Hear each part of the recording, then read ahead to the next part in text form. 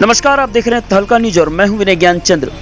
Mukhtar Ansari ambulance प्रकरण मामले में जहां अलका राय से बाराबंकी पुलिस ने पूछताछ की थी, उसी पूछताछ और साक्ष्यों के आधार पर आज तड़के सुबह बाराबंकी कोतवाली पुलिस ने डॉक्टर अलका राय और उनके मुंह बोले भाई शेषनाथ राय को गिरफ्तार कर लिया। इस बाबत आपको बताते चले कि राजनाथ यादव की गिरफ्तारी पहले भी हो चुकी थी। आपको बताते चले कि विगत 31 मार्च को मोहाली कोर्ट में पेशी के दौरान जिस एम्बुलेंस से सदर बाहुबली विधायक मुख्तार अंसारी को पेश किया गया था, वह कथित रूप से श्याम संजीवनी हॉस्पिटल डॉक्टर अलका राय के नाम से आवंटित थी। पुलिस ने जब जांच पड़ताल किया तो वह हॉस्पिटल बाराबंकी नहीं मऊ में मिला और उनकी संचालिका थी डॉक्टर अलका राय।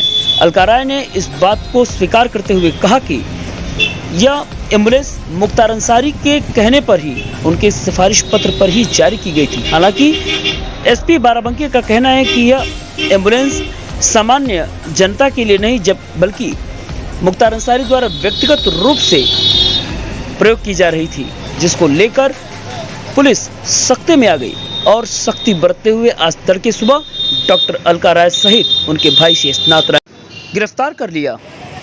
जनपद बाराबंकी में फेक डॉक्यूमेंट्स के आधार पे एक एम्बुलेंस रजिस्टर की गई थी, जिसके आधार पे एक मुकदमा 369/21 धारा 419 67 68 71 120 दर्ज किया गया था।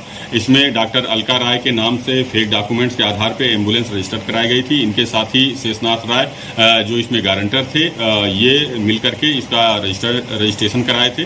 संजीवनी हॉस्पिटल जो मऊ में है, उसके डॉक्यूमेंट्स इसमें प्रयोग किए गए थे।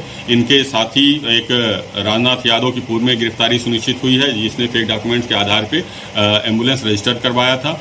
इसके साथ ही इसमें और भी अन्य लोग भी शामिल हैं, जो लोग मिलकर के इसको डॉक्यूमेंट्स तैयार कराया, उसके आधार पे एम्बुलेंस खरीदी गई थी और यूज की जा रही थी। अभी इसमें गिरफ्तारी सुनिश्चित की गई है डॉक्टर अलका राय की और शेषनाथ राय की। इन्हें आज कोर्ट में प्रोड्यूस किया जाएगा।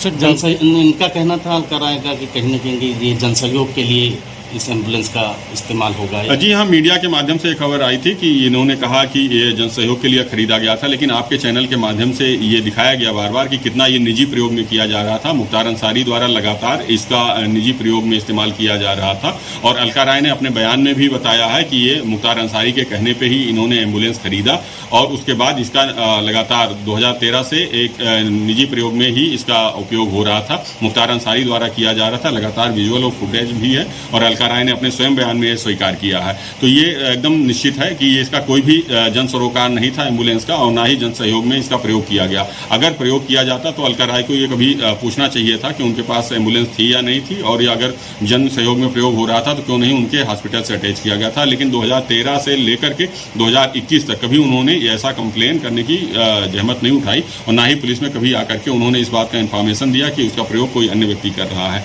अब ये पूर्णतया निश्चित हो चुका है कि ये फेक डॉक्यूमेंट्स के आधार पे एम्बुलेंस रजिस्टर्ड कराई गई थी, जिसका प्रयोग मुख्तार अंसारी द्वारा किया जा रहा था और अलका राय के द्वारा इसका डॉक्यूमेंट्स और इसके अन्य साथियों द्वारा इसका डॉक्यूमेंट्स तैयार कराया गया था, रजिस्ट्रेशन कराया गया था। इसके अन्य साथी जो बचे हुए हैं उनकी भी जल्दी से जल्दी गिरफ्तारी सुनिश्चित की जाएगी। हमारी टीमें लगी हुई हैं।